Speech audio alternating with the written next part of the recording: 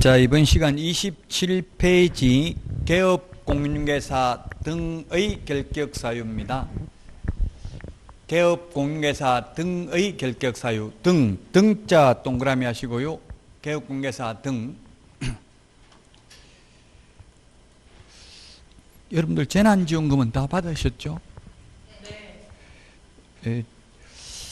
빨리 써야 됩니다. 우리나라는 신자유주의 경제가 많이 도입되어 있는 나라이기 때문에 빨리 써야 국가 경제에 이바지할 수 있어요.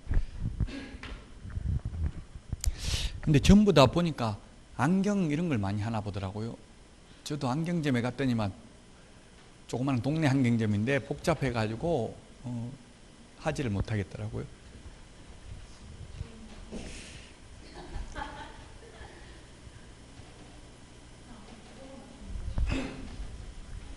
자, 27페이지 개업공개사 등의 결격사입니다. 개업공개사 등은 뭐냐면 의 양가로 1번에 있는데 개업공개사, 소속공개사, 중개보조원, 개업공개사인 법인, 사원, 임원을 합해서 개업공개사 등이라고 합니다. 그래서 여기에 해당되면 취직도 안 되고 개업도 안 된다는 이야기입니다. 취직도 안 되고 개업도 안 된다. 그러나 자격은 취득할 수 있죠. 공인중개사는 개업공개사 등에 해당되지 않습니다. 우리 프린터 31번에 있는데요. 핵심 비교정리 프린터 31번에 맨 밑에 보시면 개업공개사 등이라는 표현이 있죠.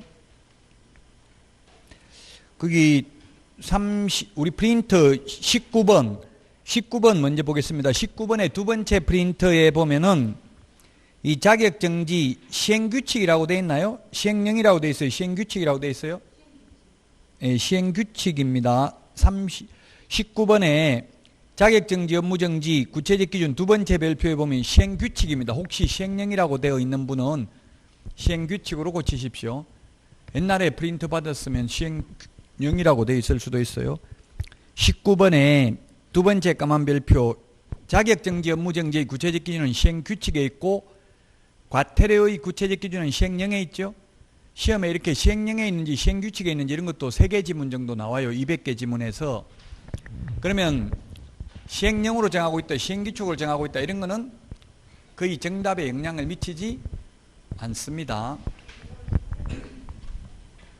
모르면 그냥 이걸 답을 하면 안 돼요. 시행령, 시행규칙으로 정하고 있다. 어쨌든 자격정지, 업무정지의 구체적 기준은 시행규칙에 있고 과태료의 구체적 기준은 시행령에 규정되어 있습니다. 자, 그 다음에 31번 프린터 31번을 보시면 결격사유인데 맨 밑에 까만 별표가 3개가 있는데 그 까만 별표 1번에 보니까 개공 등이라고 되어 있죠. 개공 등이란 개업공개사 등이고 개업공개사 등에는 공인중개사는 포함되지 않는다고 했죠. 자, 그러면 개업공개사 등에 해당되는 게 5가지 표현이 있습니다. 결격사유, 개공 등은 이중소속을 하면 안 되고 비밀 준수해야 되고요. 금지행위 하면 안 되고 거래사고 예방교육 대상이 된다는 점이 똑같습니다. 그 다음에 두 번째 까만 별표에 보면 개공 플러스 소공에게만 해당되는 게 품위유지, 신의성실, 공정중개, 인장등록, 서명날인, 실무교육, 연수교육 이것은 개공 플러스 소공에게만 해당되는 겁니다. 동그라미 3번에 개공에게만 해당되는 게 개시의무, 보존의무, 보정설정의무, 맨 마지막에 계약서 작성, 확인설명서 작성 이것은 개업공개사에게만 의무가 있기는 한데 소속공개사도 계약서 작성할 수는 있습니다. 소속공개사가 작성할 의무가 있는 건 아닙니다. 그런 정도로 이해를 하시면 되겠습니다. 자, 우리 교과서 요약집 27페이지에 보면 개업공개사 등의 결격사유에 해당되었을 때 효과입니다.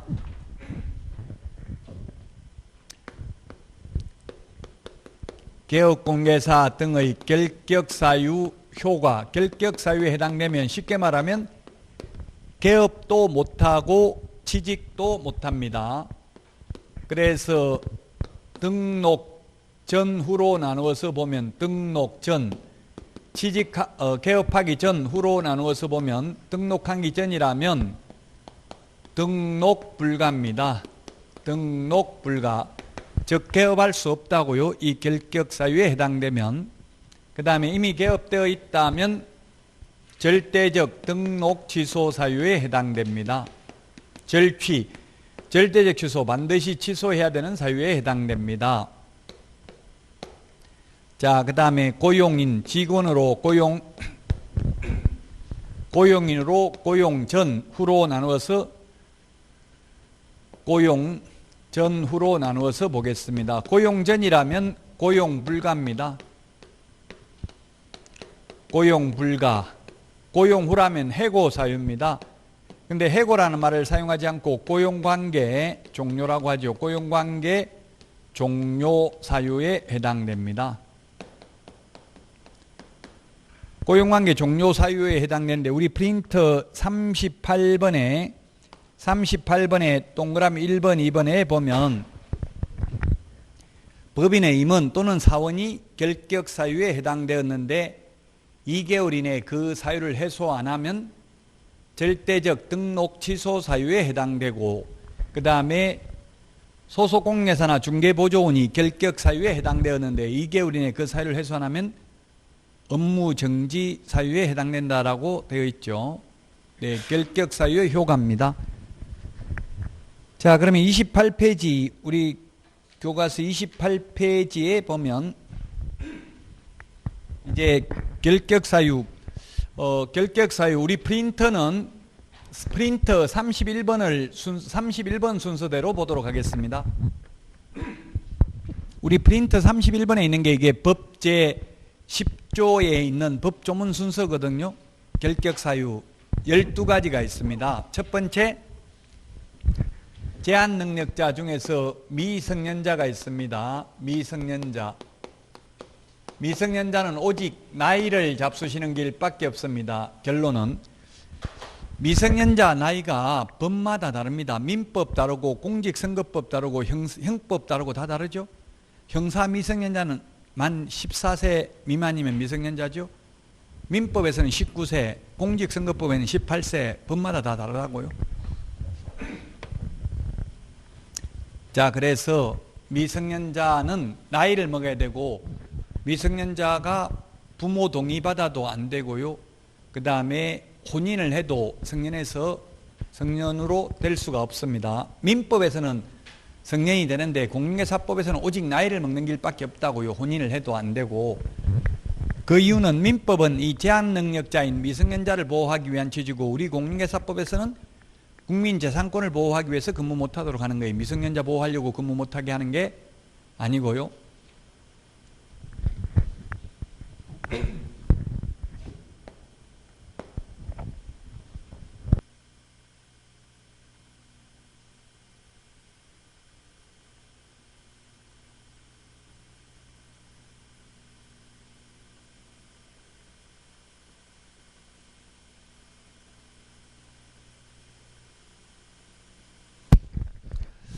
자, 그 다음에 피성년 후견인, 피한정 후견인,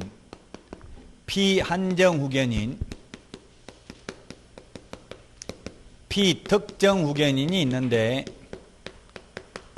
결론만 말씀드리면 피특정 후견인은 결격 사유 아닙니다. 피성년 후견인, 피한정 후견인이 결격 사유입니다. 피라는 말은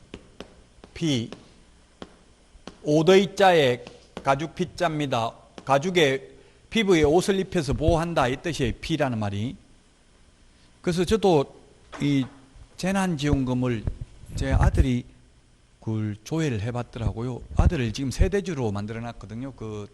나중에 부동산 같은 거 투자하면 세대주, 무주택 세대주면 비과세되잖아요. 양도소득세. 그런 거 하려고 했는데 사실 세법상은 의미가 없더라고요. 30세도 안 되고 소득도 없고 이러니까 합산되더라고요. 그래서 의미는 없는데 일단은 그래도 세대주 해놨는데 재난지원금 받으려고 세대주 분리한 건 아니고요. 만약에 각각 4명인데 세대주가 4명이면 40만 원씩 해서 160만 원 받잖아요. 근데 그냥 한 가구가 4명이면 100만 원밖에 못 받죠. 근데 아들은 자기도 받을 줄 알고 벌써 저는 공인증서도 없어가지고 조회도 하기 힘들더라고 그게. 근데 조회해보고 벌써 가구원이 한 명이 아니던데요 하고 연락이 왔더라고요.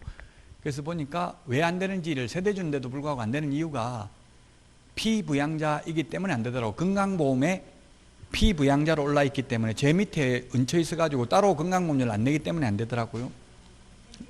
예, 요즘에 어린애들은 안 되고 나이 많으신 분들은, 기초연금 받는 분들은 피부양자들도 따로 현금으로 주더라고요. 기초연금을 받는 분들은, 연세 드신 분들은.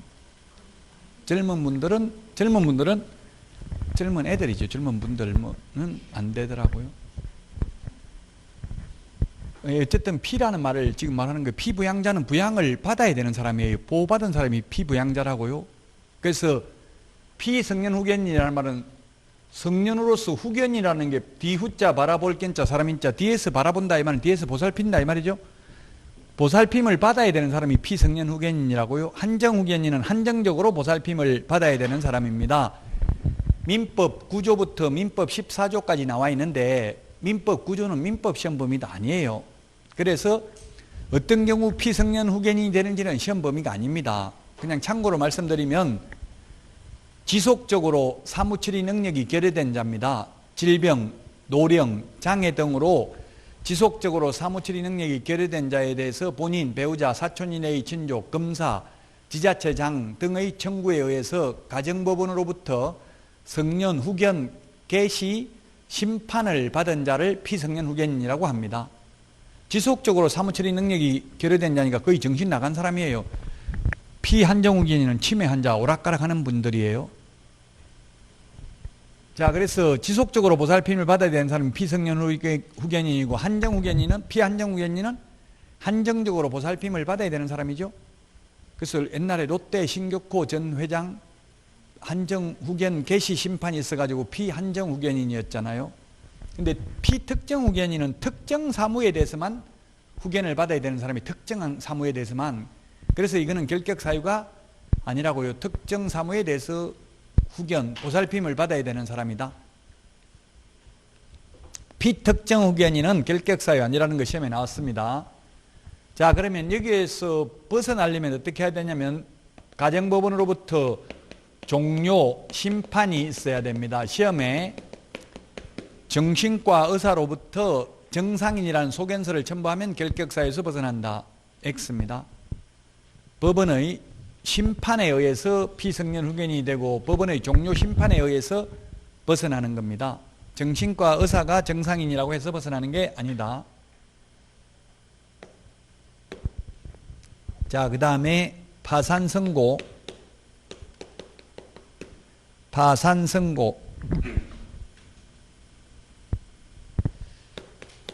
파산선고 받으면 복권 결정이 있어야 됩니다. 복권 결정.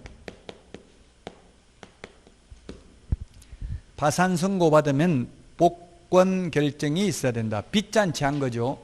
파산선고 절차는 우리 시험 범위가 아닙니다. 채무자 회생 및 파산에 관한 법률에 보면은 나와 있습니다. 이 파산선고하는 절차는 어쨌든 우리 동네 말로 하면 빚잔치를 한 거잖아요. 빚잔치를 해서 망했으면 자기도 망해놓고 남의 재산 불려주겠다고 이거 좋은 집 중개주고 이렇게 할 자기가 안 된다는 이야기입니다. 그래서 여기에서 벗어나려면 복권 결정이 있어야 됩니다. 시험에 파산 채무를 모두 변제 완료하고 법원에 복권 신청하면 벗어난다.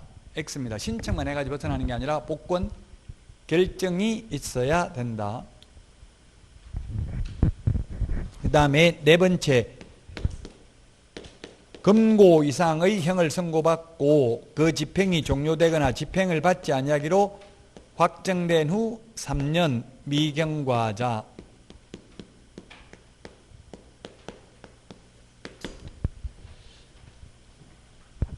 교도소에 있는 분들은 이번에 재난지원금 받았겠어요? 못 받았겠어요? 교도소에 있어도요? 저번에 제가 말하는 거는 그거 영치금만 한 3만 원씩인가 주는데 저도 몰라요. 이거 받았는지 안 받았는지. 전 국민 다 준다고 했으니까 받았을 가능성이 높겠네요. 왜 못 써요? 그 영치금 사식 사 먹으면 돼요. 모르겠어요. 그 주는지 안 주는지 저도 모르겠어요, 확실하게. 근데 전 국민 다 준다고 했잖아요. 교도소 있는 사람 제외한다 이런 말은 없었었잖아요. 그래서 모르겠어요. 정확하게 저도 제가 교도소 친척이 교도소 있는 사람 없어서 잘 모르겠는데 어쨌든 전 국민 다 준다고 했으니까.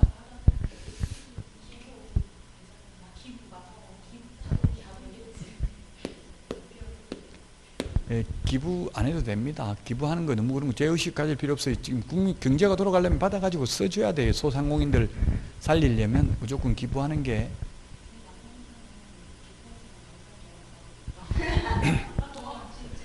예, 그 이제 기부하면은 또 세액공제 15만 원 받으니까 15만 원은 세액공제 받아요. 15만 원 기부해도 15만 원은 나중에 연말정산할 때 종합소득세 신고할 때 돌려받아요.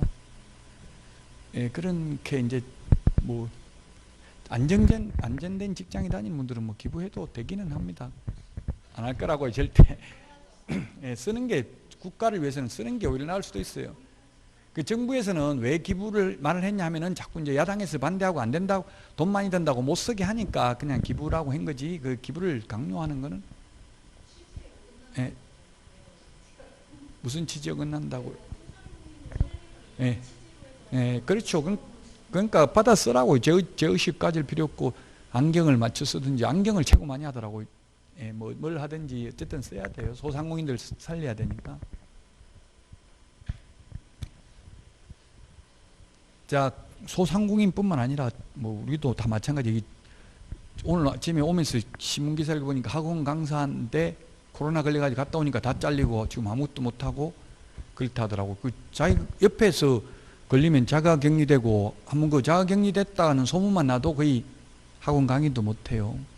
그러니까 조심하시라고. 여러분들도 지금 대구 같은 데는 마스크 안 끼면 300만 원 이하의 벌금이에요. 지금 현재 행정명령이 발동돼 가지고 그 더워가지고 요즘 마스크 잘 안 끼고 다니는 경우가 많더라고요. 예. 서로 조심해야 됩니다.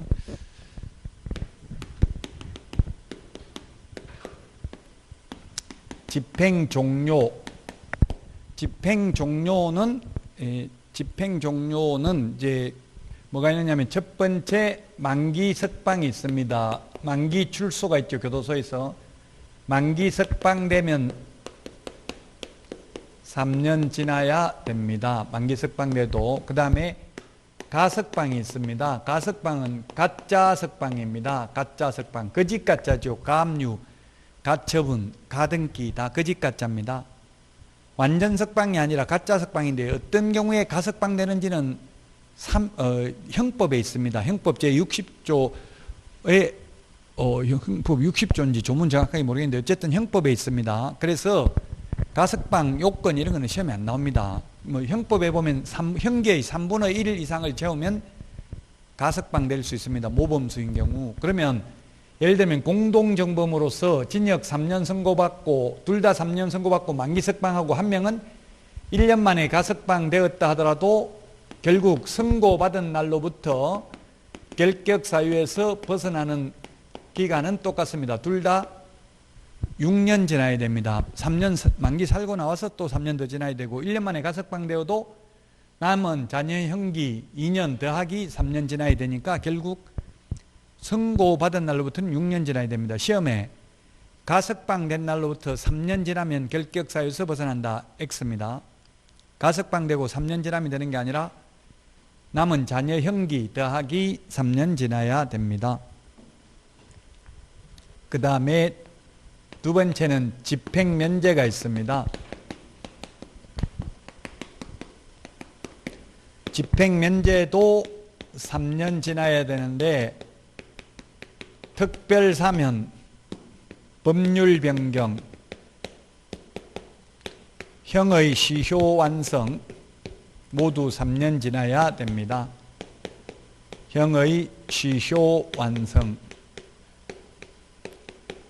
모두 3년 지나야 된다. 특별사면은 3년 지나야 되는데 일반사면은 즉시 벗어납니다. 그래서 일반사면이 더 좋은 거죠. 특별사면, 일반사면은 사면법에 구체적인 절차가 있기 때문에 그건 시험 범위가 아닙니다. 우리 시험은 결론만 나온다고요. 특별사면은 3년 지나야 되고 일반사면은 즉시 벗어난다. 일반 사면이 더 좋은 겁니다. 특별 사면은 특별한 사람을 대통령이 사면할 수 있죠. 그래서 우리나라 역사상 가장 특이한 특별 사면이 이명박 전 대통령은 이건희 한 명만 특별 사면을 했었어요. 콕 집어서 한 명만 가능합니다, 법적으로. 근데 일반 사면은 그렇게 한 명만 못 한다고요. 도로교통법 예를 들면 음주운전 한 사람 일반 사면하기로 한다면 모두 다 해야 됩니다. 누구 한 명만 할 수는 없습니다. 죄의 종류를 정해서 국회의 동의를 받아야 됩니다. 일반 사면하려면. 그럼 야당 동의 잘 안 해주겠죠? 그래서 일반 사면은 한 적이 거의 없고요. 대부분 특별 사면을 합니다. 역대 정권이 전부. 어쨌든 결론은 특별 사면 되어도 3년 지나야 되고요. 일반 사면은 즉시 벗어난다. 이 결론만 나온다.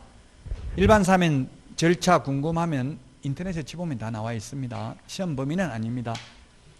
법률 변경돼도 법률이 변경돼 있어 더 이상 범죄에 해당되지 않는 경우, 지금 형법학자들은 그 간통죄가 지금 폐지되는데 그 폐지되는데 가장 지대한 역할을 한 사람을 옥소리 양으로 보고 있더라고요. 그 연예인이 사회 이슈가 돼가지고 그게 계기가 돼서 헌법 불합치 결정이 내려졌죠. 위헌이라고 나왔잖아요. 짐승도 성의 상대방을 자유롭게 결정하는데 함물며 인간이 성의 자기결정권을 침해당하는 것은 기본권 침해다. 그래서 헌법에 제가 말한 게 아니고 헌법 재판관들이 말했다고요. 그래서 폐지됐습니다. 간통죄가. 폐지되면 수감돼 있던 사람 출소됩니다. 그래도 3년 지나야 결격사유에서 벗어납니다. 형의 시효 완성은 3년 지나야 됩니다. 그런데 공소시효가 완성되면 결격사유가 아닙니다. 시효라는 것은 시간이 경과됨에 따라 나타나는 효력이 시효입니다. 법의 안정성 때문에 시효제도가 있는 겁니다. 공소시효는 검사가 재판에 회부하기 전에 시간이 경과된 경우입니다. 범인이 잡히지 않고 시간이 경과된 경우입니다. 그래서 옛날에 살인죄의 공소시효가 15년이었다가 대구 와룡산 개구리 사건, 그 다음에 화성살인 사건 때문에 시효가 25년으로 바뀌었다가 지금은 살인죄의 공소시효는 없습니다. 이제 지금 현재는. 어쨌든 살인을 저질러도 옛날에는 15년 지나면 처벌 안 받았다고. 처벌 안 받으니까 결격사유도 아니다. 공소가 제기되고 있어도 결격사유가 아니다. 왜? 확정 판결을 받을 때까지는 무죄 추정의 권리가 있으니까 결격사유가 아니다. 재판받고 있다고 결격사유 아니라고요. 공소 제기되고 있어도. 그 공소 제기되고 있어도 결격사유가 아니고 공소시효가 완성돼도 역시 결격사유가 아닙니다. 자, 그 다음에 형의 시효 완성. 형의 시효 완성인데, 형의 시효라는 것은 확정 판결을 받고 시간이 경과된 경우를 말합니다. 공소시효는 재판에 회부되기 전에 시간이 경과된 경우죠. 시효가 몇 년인지는 시험에 안 나옵니다. 가령 사형에 해당되는 범죄로 형을 확정됐다면 형의 시효가 30년입니다. 만약에 사형 선고 받았는데 법원에서 도망가 버렸습니다. 재판정에서 사형수가. 그러면 30년 지나면 형의 시효가 완성됩니다. 그래도 3년 지나야 결격사유에서 벗어납니다. 결론만 시험에 나온다고요. 형의 시효 완성은 3년 지나야 되고 공소시효 완성은 결격사유가 아니다. 자, 그 다음에 5번째, 금고 이상의 집행유예 기간에 있는 자입니다. 집행유예 기간에 있는 자. 유예 기간이 결격사유입니다. 그러나 선고유예나 기소유예는 결격사유가 아닙니다. 결론은 이 세 개, 유예가 세 가지가 있는데, 유예라는 건 지금 집행을 안 한다는 이야기죠. 교도소에는 안 간다는 이야기잖아요. 집행유예. 옛날에는 형무소, 감옥이라고 부르다가 지금은 교도소죠. 교도소는 뭡니까? 가르칠 교자, 도덕을 가르치는 장소가 교도소예요. 자, 어쨌든 집행유예는 3년 이하의 징역이나 금고형에 해당되는 자에 대해서 1년에서 5년간 그 집행을 유예할 수 있습니다. 그래서 지금 얼마 전에 이재용 삼성 부회장이 대국민 사과를 했잖아요. 그 한 이유는 준법감시센터에서 사과를 권고해가지고 자기 자발적으로 한 게 아니라 권고사항을 이행했을 뿐입니다. 왜냐하면 지금 곧 재판을 앞두고 있잖아요. 재판을 대법원 파기환송심에서 지금 집행유예 4년 6개월인가 받았는데 그거 너무 약하다. 더 무겁게 벌하는 취지로 파기환송심이 지금 진행 중이에요. 곧 선고를 할 거예요. 근데 제가 볼 때는 또 집행유예 받을 가능성이 많아요. 집행유예를 하려면 반드시 3년 이하의 징역을 선고해야지 징역 4년을 선고하면서 집행을 유예할 수는 없다는 이야기예요. 그 사고하고 이런 게 아마 묵시적 동의가 있었을 개연성이 높아요. 그렇게 하면은 또 집행유예 해줄 가능성이 있다고요. 그 지금 재판부에서 재판 신경 쓰지 말고 경영에 전념하시오 이렇게까지 하더라고요. 그 말은 실형을 선고 안 할 가능성이 높죠. 자, 어쨌든 징역 3년을 그런 재벌 총수들은 이렇게 합니다. 징역 3년에 처한다. 그러나 깊이 뉘우치고 있고 그 다음에 그동안 국가 경제 발전에 이바지한 점을 감안하여 그 집행을 5년간 유예한다. 그러면 5년간 유예한다 하면 5년간 결격사유라고요. 앞에 받은 3년 필요 없고요. 만약 5년 안에 새로 1년짜리 죄를 지으면 옛날에 받았던 3년하고 또 새로 지은 죄 1년하고 4년 살아야 되겠죠. 그래서 유예 기간이 결격사유다. 근데 선고유예나 기소유예는 결격사유가 아니다. 기소유예는 검사가 재판에 회부하지 않고 검사선에서 마무리 짓는 걸 기소유예라고 합니다. 제가 있기는 있지만 그 다음에 선고유예는 재판에 회부는 했는데 판사가 선고를 유예하는 경우입니다. 선고유예는 1년 이하의 징역이나 금고형에 해당되는 자에 대해서 자격정지 이상의 전과가 없는 초범에 대해서 선고를 유예할 수 있습니다. 선고 유예되면 2년이 지나면 면소된 것으로 본다. 형법 제60조에 규정되어 있습니다. 시험에는 결론만 나옵니다. 집행유예는 유예 기간 동안 결격사유에 해당되고 기소유예나 선고유예는 결격사유가 아니다. 선고유예, 기소유예 잘 모르면 인터넷에 검색해보면 그 형법 내용은 잘 나와 있습니다. 자, 그 다음에 6번째입니다. 6번째, 자격 취소되고 3년 미경과자입니다. 자격 취소 3년 미경과자. 우리 프린터 46번에 2번하고 5번에 있습니다. 46번에 2번은 자격 취소되고 나서 3년 동안은 취직도 안 되고 개업도 안 된다는 이야기고요.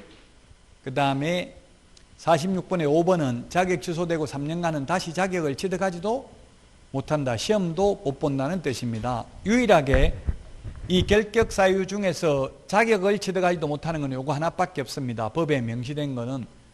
자격 취득 못하는 건 딱 두 가지죠. 자격 취소되고 3년 미경과자, 부정행위하고 5년 미경과자밖에 없죠. 법에 명시된 거는. 그래서 요거는 시험도 못 본다. 나머지는 원칙적으로 시험은 볼 수 있다. 개업, 공인중개사 등의 결격사유가 있고 공인중개사의 결격사유가 있다고요. 그 두 군데 다 해당되는 건 요거 하나밖에 없다고요. 공인중개사 결격사유에도 해당되고 개업공개사 등의 결격사유도 해당되는 것은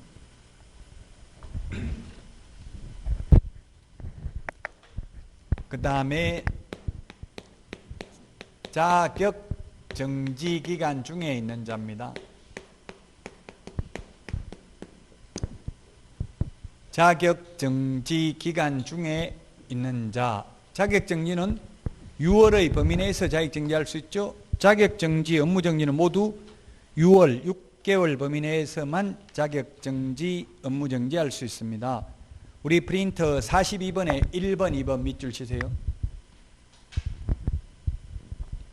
42번에 1번, 2번 업무 정지, 자격 정지 모두 6월 범위 내에 있습니다. 6개월 범위 내에 있었는데 시험에 1년 범위 내에서 X로 출제된 적이 있습니다.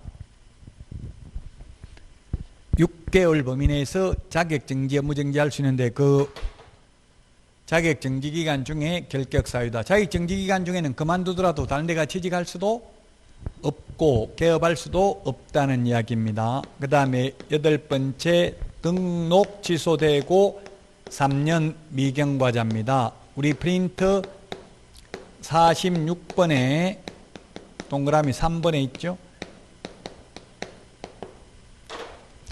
등록 취소되고 3년 미경과자는 결격사유인데 예외가 3가지가 있다. 예외.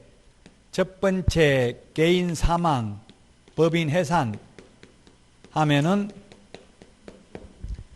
등록을 취소하는데, 이 경우 등록 취소되고 나서 3년 지나면 결격사유에서 벗어나는 게 아니라 영원히 못 벗어납니다. 사망하면 끝입니다.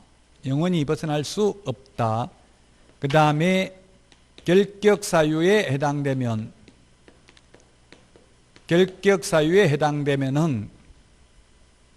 그 결격사유에서 벗어나야 됩니다. 예를 들면 파산 선고를 받으면 등록을 취소해야 됩니다. 결격사유이므로 등록 취소되고 3년 안 지났다 하더라도 복권되면 다시 결격사유에서 벗어납니다. 등록 취소되고 3년이 지났다 하더라도 복권이 안 되면 여전히 결격사유에 해당되는 거죠. 그 다음에 등록 기준 미달입니다. 오늘 법인의 등록 기준, 대표자는 공인중개사이어야 하며 대표자를 제외한 임원 또는 사원의 3분의 1 이상이 공인중개사이어야 하는데 자격증이 있는 임원이 모조리 다 그만둬 버렸습니다. 그러면 등록 기준에 미달되고 등록 기준에 미달되면 등록이 취소될 수도 있다. 그렇게 해서 등록 취소됐으면 3년 안 지나도 다시 자격증 있는 사람 3분의 1 이상 임원을 갖추면 등록할 수도 있다는 이야기입니다. 자, 그 다음에 업무정지기간 중에 있는 자입니다. 업무정지기간 중에 있는 자. 업무정지도 6개월 범위 내라고 했죠. 업무정지되면 그만두고 폐업하고 다른 데 가서 취직도 안 되고 6개월 안에는 개업도 안 된다고. 만약에 업무정지를 6개월 받았으면 6개월 범위 내니까 꼭 6개월 안 받을 수도 있죠. 3개월 받았으면 3개월 동안 그만두고 다른 데 가서 취직도 안 된다 이 말입니다. 그 다음에 법인의 업무정지 사유 발생 당시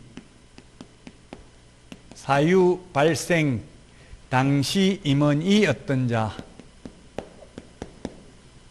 사유 발생 당시 임원 또는 사원이 어떤 자입니다.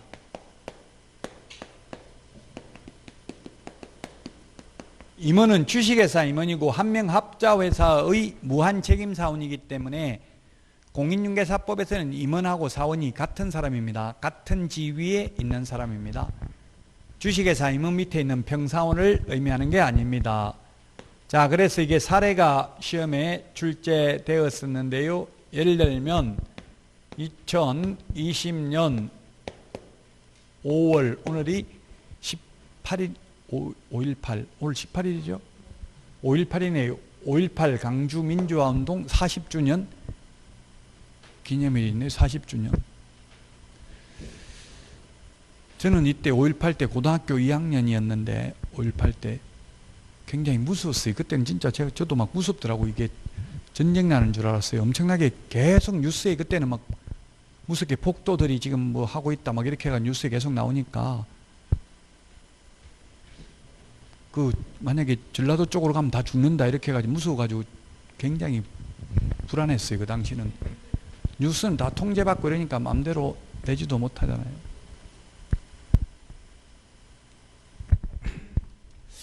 그러네요. 5.18이네. 오늘 위반행위를 했습니다.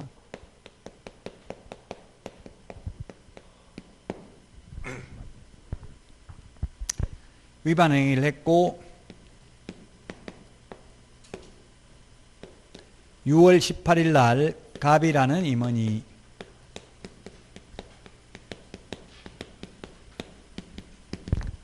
선임이 되었습니다. 그리고 7월 18일 날 업무정지 처분을 받았습니다. 6개월 동안. 그러면 이 갑 임원은 그만두고 다른 데 가서 6개월 안에 취직하거나 개업할 수 있다 없다? 있다고요. 결격 사유가 아니라고요. 왜냐하면 사유 발생 당시니까 이 사유 발생할 때는 근무 안 했잖아요. 기책 사유가 없다는 이야기입니다. 업무정지 처분 당시는 근무했지만 사유 발생 당시에 근무를 안 했기 때문에 결격 사유가 아니다. 이 갑 임원은. 그 다음에 11번에 이 법에 의해서 300만 원 이상 벌금입니다. 3년 미경과자입니다. 우리 프린트 46번에 동그라미 4번에 있습니다. 이 법에 의한 벌금입니다. 도로교통법 위반해서 벌금 내도 결격 사유 아니죠? 공인중개사법 위반해서 300만 원 이상 벌금 선고받고 3년 미경과자입니다.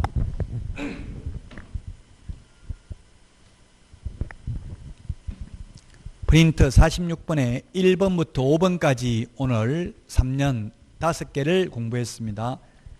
이 법에 의한 벌금입니다. 폭행죄, 형법 위반, 도로교통법 위반해서 벌금 내도 결격 사유 아니다. 마지막으로 법인의 임원, 사원이라는 말이 적지 않더라도 자동적으로 주식회사는 임원, 한명 합자회사는 무한 책임사원을 말하는 겁니다.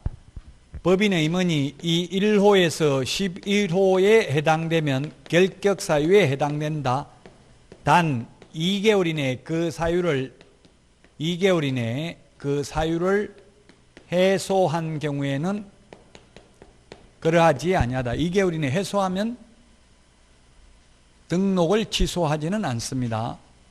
만약 2개월 이내에 해소 못하면 절대적 취소라고요. 임원 또는 사원은 근데 소속공개사나 중개보조원이 결격 사유에 해당되었는데 2개월 이내 그 사유를 해소 안 하면 업무정지라고 했죠. 프린트 38번에 동그라미 1번, 2번이 있었습니다. 자, 우리 교과서 29페이지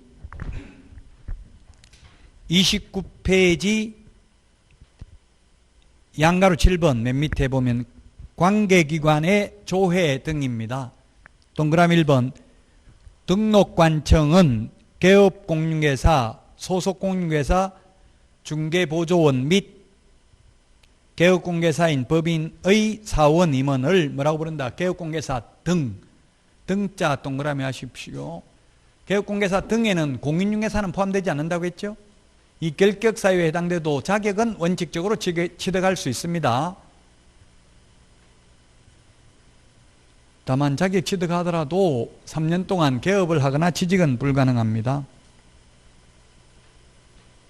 3년 동안이 자격 취소된 경우만 3년 동안이죠.